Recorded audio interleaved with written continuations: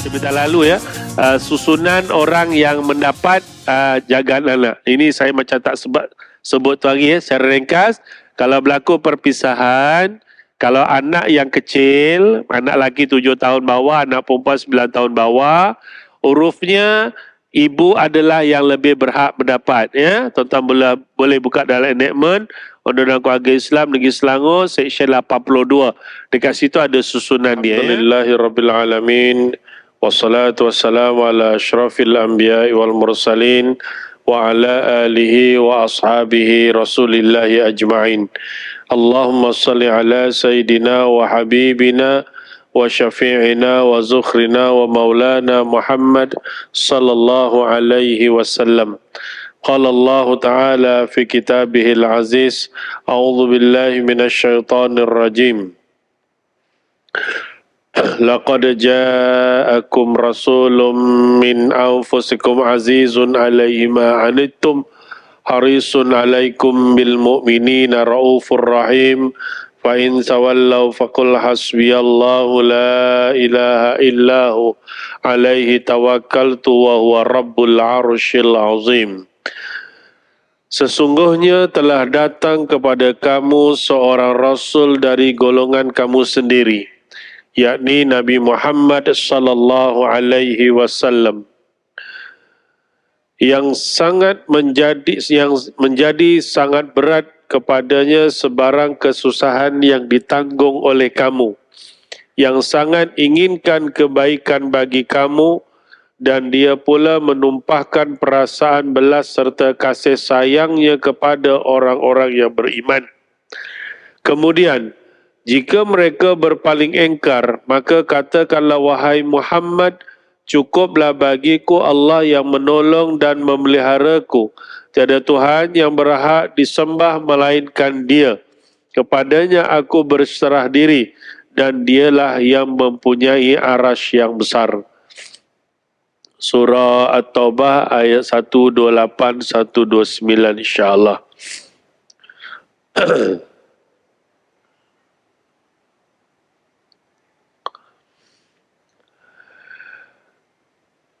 Man qala bismillahilladzi la yadurru ma'asmi syai'un fil ardi wala fis sama' wa huwa as-sami'ul alim salasa marratin lam tusibhu faja'atu bala'in hatta yusbih.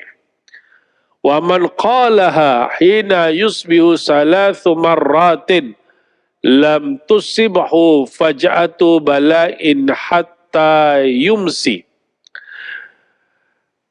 Daripada Sayyidina Utsman bin Affan radhiyallahu an, beliau berkata, aku mendengar Nabi SAW bersabda, sesiapa yang membaca Bismillahilladzi la yadurru ma'asmi syai'un fil ardi wala fis sama' wa huwas sami'ul alim, yang bermaksud dengan nama Allah yang dengan namanya tidak ada satu pun yang dapat memberi kemudaratan di bumi mahupun di langit. Dialah yang maha mendengar lagi maha mengetahui. Sebanyak 3 kali, maka dia tidak akan ditimpa bala yang datang secara tiba-tiba sehingga ke subuh. Dan barang sesiapa yang membacanya ketika subuh sebanyak 3 kali, maka dia tidak akan ditimpa bala yang datang secara tiba-tiba hingga ke petang, yakni malam. Hadis riwayat Abu Daud, hadis yang ke-5088, riwayat Tirmizi 3388, Ibnu Majah 3869, An-Nasai dalam Sunan Al-Kubra 10178, dan riwayat Ahmad, Imam Ahmad hadis yang ke-446, dan status hadis ini menurut jumhur ulama hadis ia adalah hasan. Jadi tuan-tuan semua dah hafal kan? Kalau dah hafal, maghrib ni bolehlah baca 3 kali. Mudah-mudahan sampai besok pagi tak kena penyakit yang pelik-pelik emergency. Ya.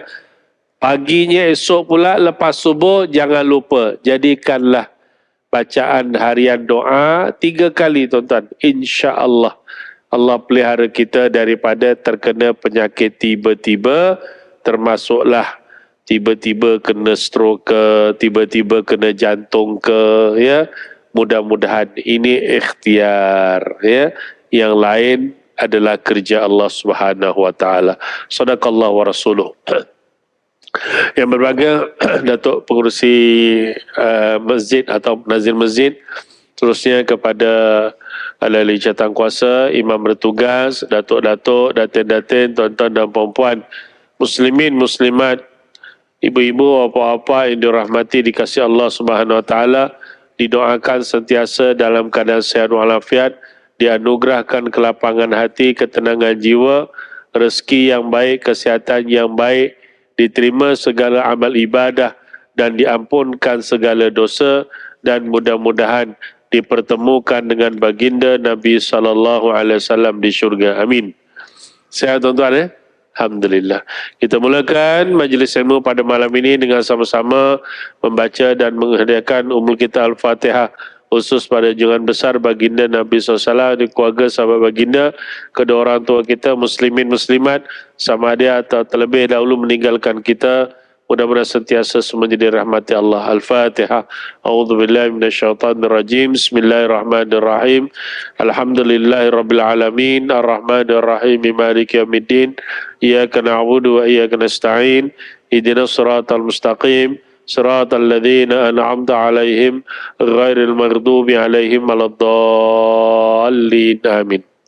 Baik, alhamdulillah malam ini kita jumpa sebulan sekali, kita membincangkan isu-isu kekeluargaan sebagai imbasan semula.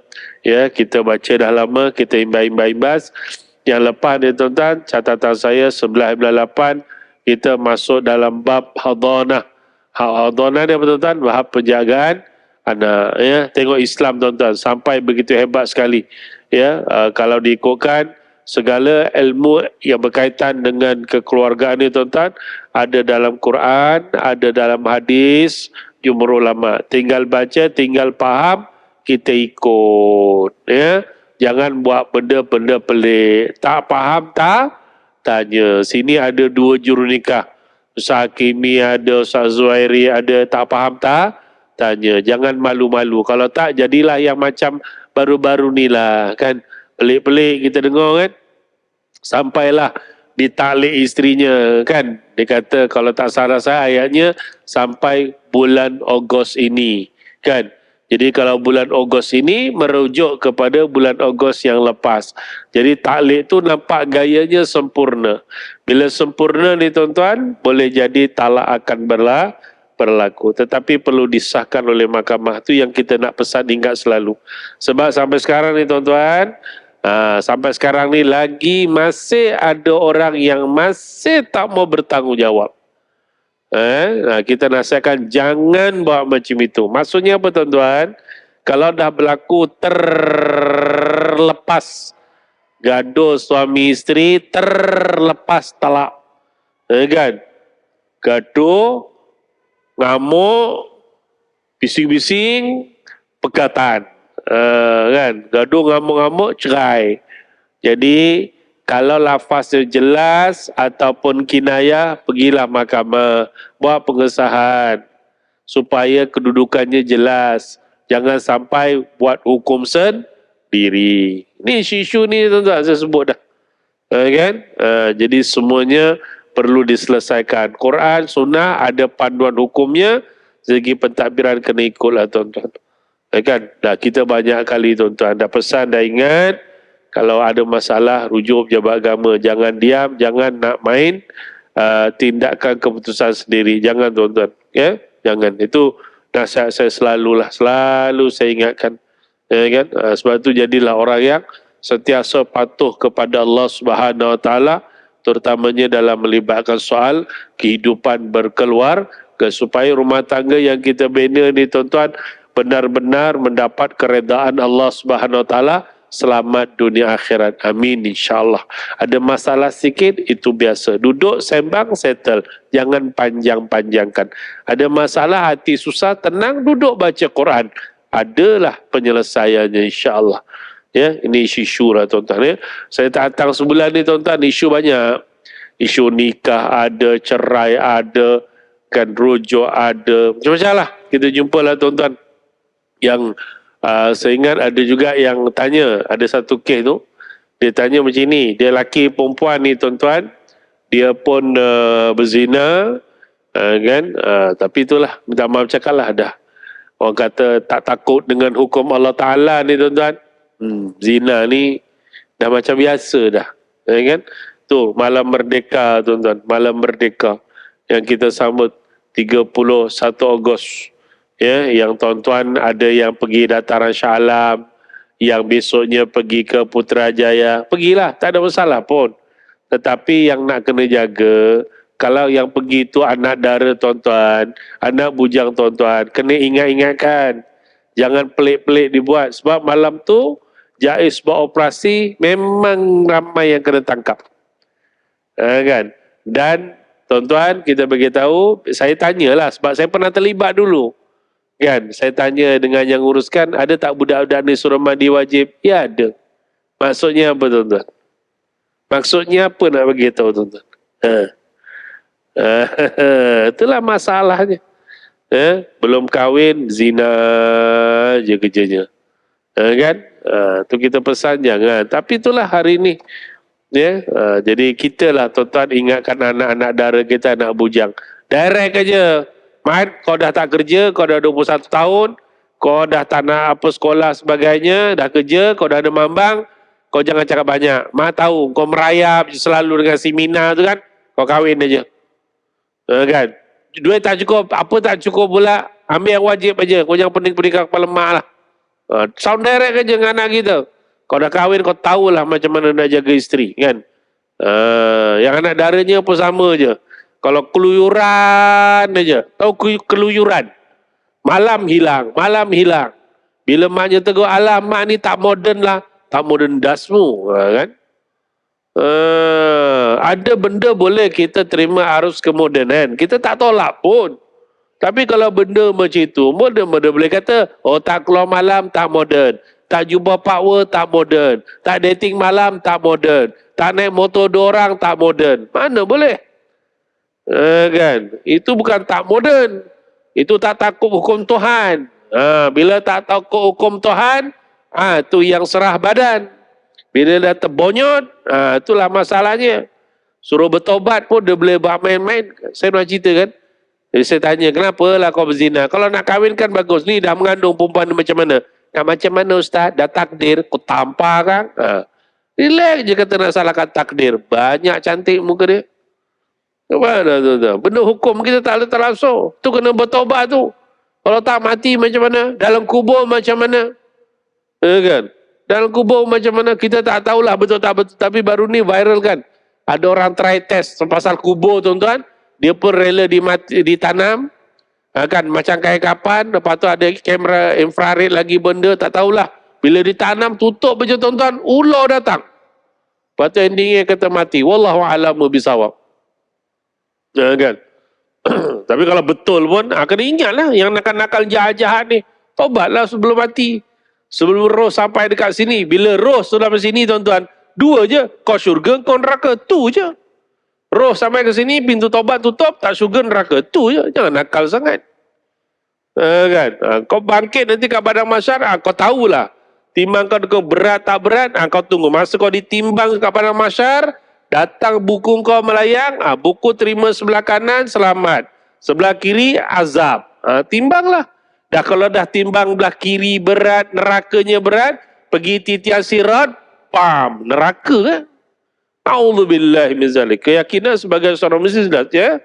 Titian sirat tu bukan untuk timbang lagi dah. Jangan salah faham lah. Titian sirat tu untuk melepaskan diri, nak menentukan kau syurga ke kau neraka. Tu je. Timbangannya ketika di padang mahsyar. Titian sirat, kalau selamat, selamatlah. Ada yang selamat tercari, ada yang selamat tak jatuh sampai merangkak-rangkaklah ke syurga Allah Ta'ala. Kan? Tapi ada yang baru nak merangkak sikit, bam, sepak dalam neraka. Kita tak mau. Tapi itulah yang berlaku hari ni. Kita pesan jangan. Tapi berlaku. Dah berlaku zina ni kan. Jadi ada kes tu, dia minta pandangan, sekarang dah berlaku zina, kemudian dah bersalin budak tu, baby tu dah bersalin, kemudian dia kahwin. Hubungan dengan budak, bapak dengan budak ni macam mana? Macam mana? Kan? Kalau tuan-tuan yang mengaji, saya yakin tahu jawapannya kan? Kalau misal kata, dia berkahwin dengan perempuan yang melahirkan anak tadi, maka dia disabitkan sebagai mahram kerana sabit anak tiri. Batal wuduk tak? Tak. Tapi dia kena ingat, walaupun tak batal wuduk, kena ingat, kalau misal kata budak ni besar besok, walaupun bapak biologi ni sabit mahram, ada wuduk boleh buka salam tak batal, tetapi dia tidak boleh jadi wali. Kerana dia adalah anak tidak sah taraf. Itu tidak ada kompromi. Tak ada istilah nak terima, oh malulah nanti anak saya menangislah, kecewa. Tak ada. Hukum tetap hukum. Tetap kena beritahu tuan tidak layak jadi wali. Anak ni kena mohon wali hakim. Malu ke tak malu, budak ni kena tahu. Kan? Cuma ada cara lah macam mana kita nak bercakap. Kan? Supaya dia terima hakikat. Dia ada depan kat kaunter kita. Tapi kita cakap baik-baik lah. Kan? Sampai kita bercakap, tak boleh tuan. Anak ni kena tahu. Sebab dia nanti akan mohon mahkamah wali hakim. Dia kena declare bahawa anak tidak sah taraf. Terduduk kawan tu. Yang mak bapak tu pun pernah terduduk menung. Itulah Ustaz, kesilapan kami dulu ni lah. Nasib baik dia boleh terima. Kesilapan dia kan. Cuma cara nak bagi tahu, kena bagi tahu. Kan? Itu yang kita pesan. Kita ingatkan supaya jangan benda ni berlaku. Bila dah berlaku, begitulah keadaan dia. Hukum tetap hukum, kita tidak ada tolak ansur dah. Kan? Sebab anak tu yang kena mohon mahkamah, anak tu sendiri kena declare bahawa dia adalah anak tidak sah taraf. Dan seperkara yang penting kita ingatkan, sebab sebenarnya kita ada isu ni. Ya, separa kita penting lagi, kena ingat, kalau tuan punya harta banyak jutawan macam mana sekalipun, kalau ada harta, bagi, hibah, siap-siap. Kalau nak bagi rumah ke anak ni, bagi. Nak bagi kereta, bagi. Nak bagi duit, bagi. Sebab kalau tak sempat bagi, tuan mati, anak ni tak boleh dapat pusaka. Ini hukum. Kan? Dia pun tak menong jauh. Kan? Mungkin dia teringatlah kesilapan-kesilapannya dia dah buat dulu kan. Jadi kita tak apalah. Benda dah berlalu, bertobatlah kepada Allah Subhanahu Wa Taala. Biarlah susah sikit masa kat dunia ni, hadapilah keperitan yang sikit, tetapi kita beroleh keampunan Allah Ta'ala. Tatkala kita meniti titian sirat, kita akan selamat dan kita akan tetap dimasukkan ke syurga Allah Subhanahu Wa Ta'ala. Itulah akidah kita sebagai seorang Islam. Ya, insyaAllah. Ini isu sebenarnya. Tapi saya sebut sebagai peringatan kita bersama insyaAllah. Okey, itu yang lepas-lepas tuan-tuan. Jadi malam ni kita sambung lagi. Secara ringkas tuan-tuan. Cuma yang lepas, saya ingat saya nak sebutkan sikit seperti lalu ya. Susunan orang yang mendapat jagaan anak. Ini saya macam tak sebut tu lagi ya. Secara ringkas, kalau berlaku perpisahan, kalau anak yang kecil, anak lelaki 7 tahun bawah, anak perempuan 9 tahun bawah, urufnya ibu adalah yang lebih berhak mendapat. Ya, tuan-tuan boleh buka dalam enactment Undang-Undang Keluarga Islam Negeri Selangor Seksyen 82. Dekat situ ada susunan dia ya. Ni saya baca sebentar lalu je lah. Okey, pertama tentulah ibunya ya. Kemudian selepas ibu, dia akan jatuh kepada nenek sebelah ibu dan ke atas. Ibu dia, nenek dia dan moyang dia kalau sehat. Ya. Kemudian jatuh kepada bapa dia. Kalau dah tak ada orang semua, jatuh kepada bapa dia. Contoh maknya jaga meninggal, nenek meninggal, dah tak ada siapa, dia pindah kepada bapa dia. Kemudian nenek sebelah bapa dan ke atas. Itu susunan dia. Kemudian kakak atau adik-beradik perempuan seibu sebapa.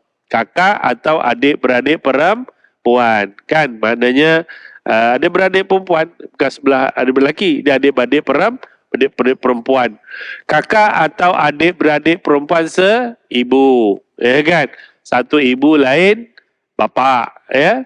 Kemudian jatuh lagi kepada kakak atau adik perempuan sebapa. Kalau dah tak ada orang lain, dia turun lagi seterusnya anak perempuan daripada kakak atau adik perempuan seibu sebapa. Mana anak saudara dia. Statusnya dengan anak tersebut adalah sepupu lah. Ya. Kemudian dia turun kepada anak perempuan daripada kakak atau adik perempuan seibu. Sepupu tapi seibu. Kemudian anak perempuan dari kakak atau adik perempuan sebapa. Kemudian turun kepada emak saudara sebelah ibu. Kemudian emak saudara sebelah bapa. Itu kedudukan dia. Dan seterusnya lah. Okay, tapi asasnya begitulah. Susunan dia beza dengan kedudukan wali. Kalau wali dia lelaki. Ya, mesti ke lelaki. Itu ada satu kes kebetulan masa bincang-bincang tu saya ada lah. Kan, ada imam kita tengah bincang lah. Kebetulan saya ada lah. Saya tak sebut kat mana kan. Masa dia bincang tu, bincang pasal wali tu, saya ada kat sebelah. Lepas tu dia mungkin tak perasan kot saya ada kat situ. Lepas tu ustaz ada, cuma tanya ustaz kan. Dia bertanya apa cerita kesimpulannya. Ustaz ni isu wali, sekarang ni perempuan ni dah tak ada siapa-siapa dah, tapi dia ada adik-beradik seibu. Maksudnya bapa dah mati dulu, maknya kahwin lagi, jadi sekarang ni satu ibu lain ayah. Ini je ustaz yang ada kepada perempuan ni. Kan saya tengok memang ada budaknya pun. Kalau seibu ni tak boleh imam, dia kata yelah betul, imam pun dah tahu, tapi yelah bila kita bincang sama-sama dia makin mantap lah kan. Dia kata tak boleh. Dia bila seibu je, sebelah ibu je, automatik tak boleh, walaupun satu ibu. Kan maknya bintu sama, bintinya sama, tapi lain ayah, dia tidak boleh jadi wali. So tak ada orang lain dah. Pakcik-pakcik sebelah ayah pun tak ada, sepupu ayah tak ada dah. Kalau tak ada, kena pergi mahkamah. Mohon wali hakim sebab tiada wali nasab. Nanti hakim akan tanya lah balik. Ya, okey. Ini contoh-contoh lah. Ya. Baik. Jadi malam ni tuan-tuan, kita tengok bab susuan sikit ya. Iaitu saya dah sebut sikit sebentar lalu itu lagi, iaitu penyusuan juga adalah penyebab kepada isu penyusuan juga adalah penyebab kepada sabitnya isu mahram, ya, isu mahram, ya. Baik, jadi dalilnya tuan-tuan, kita sampai sini itu lagi, ya. Berhenti. Jadi dalil penyusuan sebagai mahar anak, penyusuan menjadikan anak itu mahram. Tuan-tuan dalam Quran, ada yang pegang Quran boleh tengok, yang pegang phone pun boleh tengok, surah An-Nisa ayat 23. Itu yang paling jelas lah. Surah An-Nisa ayat 23. Ya, a'udzubillahi minasyaitonirrajim, wa ummahatukumul lati arda'nakum wa akhawatukum minar radha'ah. Dan diharamkan juga kamu mengawini ibu-ibu kamu yang telah menyusukan kamu dan saudara-saudara perempuan susuan kamu. Jelas tapi yang ni saya ingat saya disebut tu hari. Kalau lupa tak apalah, kita ingat sikit lagi kan. Ingat yang haram kita kahwin ialah kita dengan adik-beradik perempuan susuan.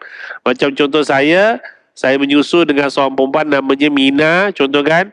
Mina ada adik-beradik perempuan, ada Siti, ada Nurul, contoh kan. Ada Mala, contohlah 3 orang kan. Jadi saya tak boleh kahwin dengan dia orang ni. Tak boleh sebab dia ada beradik susuan. Tapi kalau saya ada adik, contoh nama saya adik dia Ahmad. Ahmad boleh kahwin tak dengan adik-beradik susuan saya? Boleh tak? Boleh tak? Boleh. Ya, betul kan? Angguk je lah dah malam kan? Senang. Aku tanya, aku jawab. Aku tanya, aku jawab. Jangan pening kepala lah. Kongsi ilmu je ya. Kongsi ilmu. Boleh. Sebab yang haram saya saja. Tapi adik-beradik saya, boleh. Dah ada masalah. Okay? Inna radha'ata tuharrimu ma yahrumu minal wiladah. Kata Nabi SAW, sesungguhnya penyusuan mengharamkan apa yang haram dengan sebab kelahiran. Ini pun hadis yang sangat jelas ya. Baik, kemudian Ibnu Abbas radhiyallahu anhuma berkata, Nabi SAW bersabda telah tentang anak perempuan Hamzah radhiyallahu anhuma, dia tidak halal bagiku untuk dikawini, apa yang haram dengan sebab keturunan, haram dengan sebab penyusuan, dia adalah anak perempuan saudara susuanku. Ya, ini pun berlaku di kalangan sahabat baginda Nabi SAW. Ya, okey. Dan sikit ada sikit uraian. Baik, seterusnya masuk terus syarat penyusuan menjadi anak susuan. Secara ringkas tuan-tuan ya. Baik, nak jadi anak susuan ni syaratnya dua lah.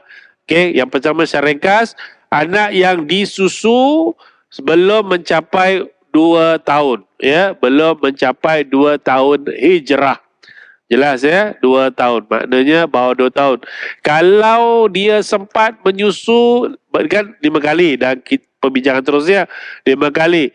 Dia sempat menyusu dengan mak susuan dia baru 4 kali, tiba-tiba berlaku perpisahan.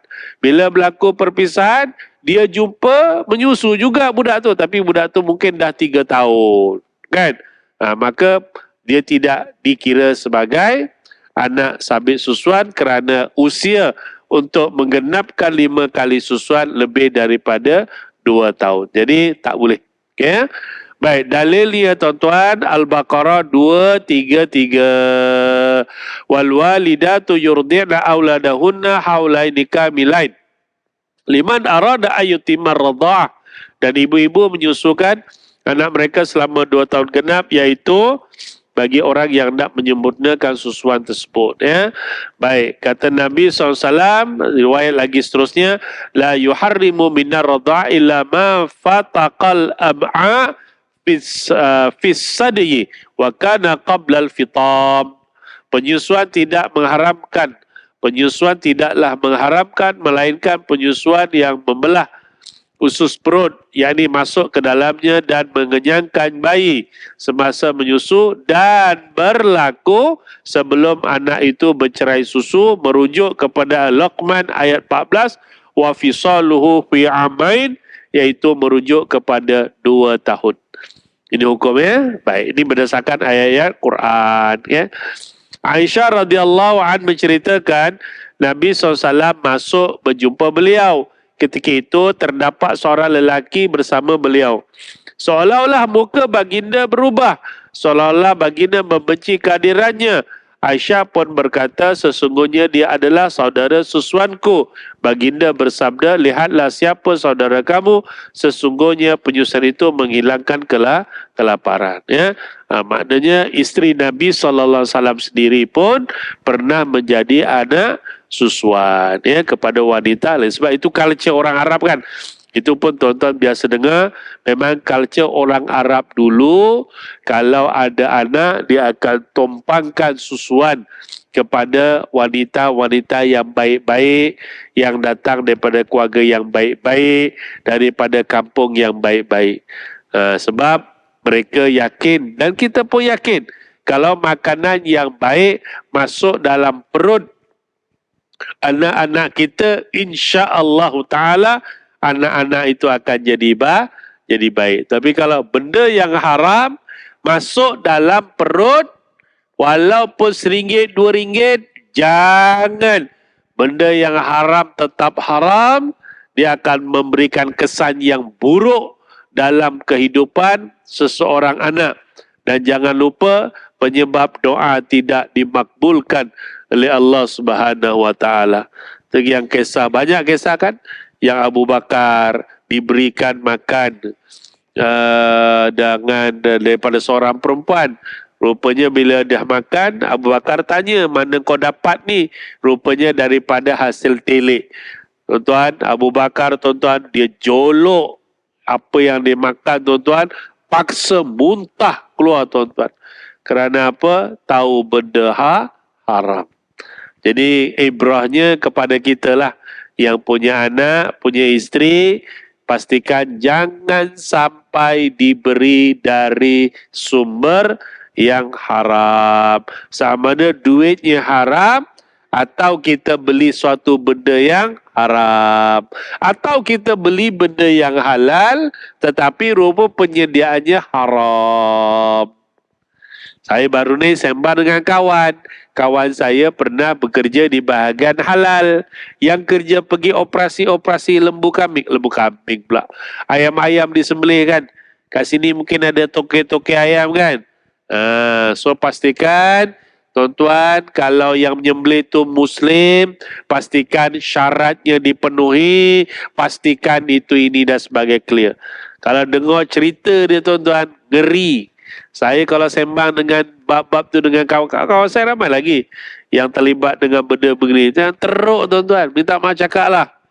Kalau sembelih satu hari sampai 5,000 ekor, belum tentu 5,000 tu okey tuan-tuan. Tak lalu nak makan kadang-kadang. Sahabat saya pernah cerita dia pergi operasi tuan-tuan. Kan lepas disembelihkan dicampakkan dalam tempat air panas kan. Tuan-tuan tahu air tu colornya apa tuan-tuan? Tuan-tuan boleh imagine tak?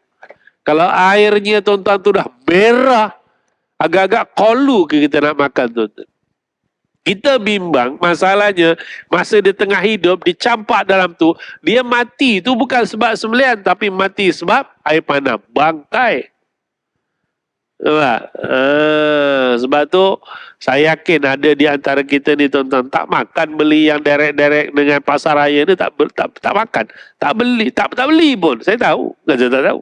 Kawan ada saya seorang tuan-tuan, saya kenal, tapi memang dia senang kata memang otaknya bagus lah tuan-tuan, ngapal pun bagus, tapi di antara benda yang dijaga tuan-tuan apa dia tuan-tuan?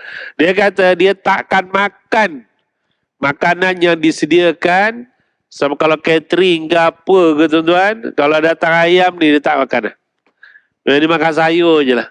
Dia kalau nak makan ayam, dia beli ayam sendiri, dia sembelih sendiri, baru dia makan tuan-tuan. Sampai macam itu dijaga tu, sebab dia tak percaya.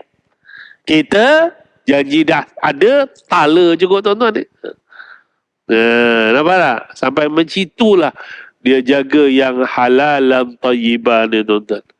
Ya, Allahu Akbar. Saya bila dengar dia cerita tuan-tuan, air tu sampai jadi merah, kita pun dah kembang tekak tuan-tuan. Saya baik benda tu tak depan mata kita, betul lepas tu kena berhati-hati. Itu duit halal tapi penyedianya Allahu Akbar. Kan? So kena berhati-hati. Lagi-lagi yang ambil duit orang, tipu scammer sana, scammer sini, selalu saya pesan jangan, walaupun RM1, RM2. Tapi hari ni kan scammer kan gila-gila tuan-tuan. Kalau tuan-tuan cek dalam internet, dengarlah cerita polis sebut sana sini tuan-tuan, ruginya tuan-tuan orang yang kena scammer ni tahunan juta tuan-tuan. Berjuta kena tipu kan. Tapi dalam hati kita duk fikir yang Islam ni bila fikir tak, kau makan jangan kata ratus ribu, puluh ribu. Kau makan RM1 hasil scammer tipu orang ni tuan-tuan. Tipu orang walaupun RM1 tuan-tuan. Kau nak mati besok, nak mengucap selagi tak boleh mati dia tuan-tuan. Sebab tu saya kalau ada peluang bercakap benda ni tuan-tuan. Kan? Kalau forum ke apa ke, saya selit juga tuan-tuan. Sebab takut ada di antara kita yang terlibat benda-benda macam itu. Kan? Sebab kalau bohong cakap saya, tuan-tuan boleh tengok, type ke handphone, pergi ke YouTube, type pengakuan scammer orang Islam. Type aja tuan-tuan. Dan tuan-tuan akan dengar perbincangan ada orang yang bila ditanya, awak tahu tak awak menipu ni gini. Dia tahu. Dia seorang lelaki Islam. Dia tahu pendapatannya haram. Sampai dia kata, orang tu tanya, habis kalau macam mana kalau kena pada mak awak? Yalah, dah macam mana nak kena? Nampak tak? Seolah-olah perbuatan dia tu nak menghalalkan perbuatan. Dia kata haram, tapi seolah-olahnya. Kan, kita punya takut tuan-tuan, dia boleh relax je. Itulah orang kata, bila dah biasa makan bangkai, dia akan rasa bangkai itu seperti dah biasa makan bangkai itu dah jadi makanan kebiasaan pada dia. Tak dapat yang halal, tak dapat yang haram, ada seorang benda-benda yang tak sempurna dalam kehidupan dia. Sedih lah tuan-tuan. Okeylah, ini sedikit lah tuan-tuan, renungan lah. Okey, kemudian tuan-tuan, itu yang pertama tuan-tuan. Baik, yang kedua, syaratnya tuan-tuan, ni saya dah potong-potong sikit-sikit tuan-tuan, sebab kita kan imbas saja. Yang kedua, Kanak-kanak yang disusu itu ialah 5 kali susuan yang berasingan. 5 kali susuan yang berasingan. Ya. Sesuatu penyusuan itu dikira sebagai penyusuan yang berasingan atau tidak dengan melihat adat kebiasaan masyarakat setempat. Jika anak tersebut berhenti menyusu kerana kenyang, ia disekali kira susuan. Tetapi jika anak itu berhenti menyusu kerana sendawa atau melakukan angin, kemudian kalau menyusu atau bertukar kepada payudara daripada sebelah ke satu sebelah lagi, ia masih dikira sekali. Asyru radha'atin ma'lumatin yuharrimna. 10 kali penyusuan yang dimaklumi mengharamkan. Ya, ini asalnya 10 tuan-tuan ya. Kemudian ia dinasahkan, dibatalkan dengan 5 kali susuan saja. Kemudian Rasulullah SAW diwafatkan, tetapi mereka masih membaca ayat 5 kali susuan sebagai ayat Quran. Ya, asalnya kalau dulu 10 kali, tetapi telah dinasahkan iaitu dengan 5 kali kenyang. Ya, 5 kali kenyang ni simple aja tuan-tuan. Yang ada ibu-ibu ni tahu sangatlah, ibu-ibu yang menyusukan baby, pengalaman itu memang sangat berharga segi hukum. Dia tahu. Sebab kita sebut, kalau yang ada baby, maka katalah ibu dia lah sendiri. Dia tahulah, 1 hari pun dia lebih daripada 5 kali kenyang. Ialah baby kan. Bila dah baby, dia tentu menyusui ibunya saja. Dan kita pun tahu pada kebiasaannya seorang baby yang tak makan makanan benda lain, ialah baru lahir, takkan minta air mineral, takkan minta air Milo Ice, takkan minta air apa lagi? Kan? Tak mau susu dia, tak jalan. Air apa yang air? Kopi Vietnam. Oh, tu kan. Air special tak, mesti menyusu. Jadi sekurang-kurangnya berapa jam sekali baby menyusu? Saya ingat saya antara 2 hingga 3 jam sekali, atau lewat pun 4 jam lah kalau dia tidur kan. Jadi ibu-ibu biasanya bagus bila baby tu tidur, dia tengok baby tidur, dikejutkan, tengok dia dah lebih 3 jam 4 jam ni, lapar baby ni kan, kejutkan, susukan kan. Mana kalau katalah maksimum 4 jam sekali lah, contoh lah 4 jam sekali, kira pagi, katalah lepas subuh dia susukan pukul 7 sekali, kan, nanti 4 jam. Kata 4 jam ya, dia maksimum 4 jam. Ya, saya tahu tak sampai 4 jam pun. Kata 4 jam, tunggu 7, 8, 9, 10, 11 dah 2 kali. Ya kan? Kemudian 11 sampai petang, 11, 12, 1, 2, 3, dah sekali. Dah 3 kali dah. 3, 4, 5, 6, 7, dah sekali dah. Maknanya daripada pagi sampai lewat malam, dia dah jadi sekali anak. Sesuatu baru 4 jam, walaupun tak sampai 4 jam. Ya, paling-paling pun mungkin dalam 2 jam base je, 3 jam dia dah menyusukan. Ya, itu jelas ya. Okey, insya-Allah. Kita dah nak Isyak ya, belum Isyak kan? Isyak 8.27. Oh, kata salah saya lah. Sini Isyak 8.27 kan? Ke Isyak sini pukul 9.30. Adalah tahu. Ya, saya tengok jam ya. Isyak 8.27, sekarang 8.23. Okey, sambung lagi. Baik, seterusnya tuan-tuan. Okey, ini 5 kali kenyang tuan-tuan ya. Ini tak ada khilaf lah ya. Baik, ini sikit kesan anak susuan menjadi mahram kerana susuan. Satu, terdapat 2 kesan. Pertama, hukum berkaitan perkara yang diharamkan. Tak boleh kahwin. Itu tahulah ya. Yang kedua, hukum berkaitan dengan perkara yang dihalalkan, kan, maknanya boleh buka, kalau yang ibunya tu ibu susuan boleh buka tudung, tak ada masalah sebab susuan, anak susuan.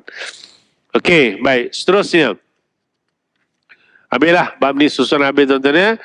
Jadi kita masuk satu bab lagi, menentukan keturunan nasab ya. Ini pun tak panjang lah tuan-tuan, sikit je saya cuba habiskan malam ni insyaAllah. Baik, menentukan keturunan nasab ya. Keturunan ialah kaum keluarga kerabat yang hampir. Keturunan adalah asas penting dalam menentukan pelbagai hukum. Contohnya harta pusaka, halal ataupun haramnya seorang untuk dikahwini, wali, wasiat dan sebagainya. Oleh itu, bukti-bukti menetapkan susur galur keturunan itu perlulah jelas. Perlu diletakkan garis panduan yang jelas supaya ia tidak diragui atau mengelirukan. Jadi bagaimana syarak menetapkan atau mensabitkan keturunan seseorang dan apa pula kesan-kesannya. Baik, untuk mensabitkan nasab, dia ada 1, 2, 3, ya. Ini paling masyhur dari 3. Tapi kalau sekarang ni dikira mudah lah. Sebab tu kalau sekarang ni suami isteri kahwin, isterinya mengandung, pergi klinik, pergi hospital, nak bersalin, lepas bersalin dia bagi teks siap-siap. Kan bagi teks siap-siap. Dia teks ini. Nama maknya Aminah. Kemudian baby itu pun di tag siap. Ni anak Aminah, nombor sekian. Tak tahulah nombor apa, IC ibu ke apa ke dia tulis. Saya tak ingat lah. Kalau tuan-tuan yang kerja doktor mungkin lebih tahu kot. Dia tulis nombor IC ibu ke dekat tu. Yang gelang baby tu. Saya tak ingat lah tuan-tuan. Tapi biasanya begitulah. Dia ada tag dan tak boleh dibuka. Ya. Walaupun kita dengar lah ya, ada cerita-cerita yang kurang best, tapi tak tahulah betul ke tak betul. Dia tukar bayi lah apalah. Kalau filem memang ada lah kan. Tapi sekarang ni insya-Allah ta'ala dari segi kepercayaan kita kepada petugas di hospital yang menguruskan baby, insya-Allah ta'ala selamat. Kan? Kepercayaan insya-Allah ya. Anak saya yang 5 ni semua kat hospital lah, senang kata semuanya okey. Alhamdulillah. Walaupun muka ada lain sikit lah. Sikit lah ya. Tapi hidung Jawa tetap ada. Tu anak Jawa ya. Baik, Isyak dah. Masya Allah. Okey, tak apa. Kita bagi laluan Isyak. Azan. Lepas tu saya sambung dalam 5-6 minit. Lepas tu kita tangguhkan insyaAllah. Alhamdulillah sampai Isyak. Terima kasih pada muazzin kita.